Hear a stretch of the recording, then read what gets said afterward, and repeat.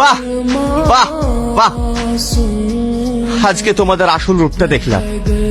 আমি অফিস যাওয়ার পরে সালমার উপর তোমরা এইভাবে অত্যাচার করো? ছি! কেনে কিভাবে অত্যাচার করে তোকে বলে না নাকি? না, ওই এমন একটা মেয়ে, তোমরা যদি ওকে সারাদিন অত্যাচার করো না, তবুও আমাকে একটা কথাও বলে না। শুধু বলে আমার শ্বশুর শাশুড়ি অনেক ভালো, আমাকে খুব ভালোবাসে। ওটা তো বলতেই হবে। ও বাজা, এইটুকুন অত্যাচার সহ্য করতে পারবে না।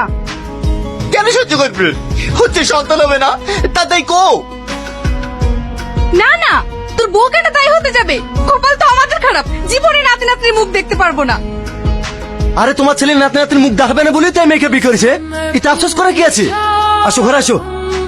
बिछड़े यार का जिस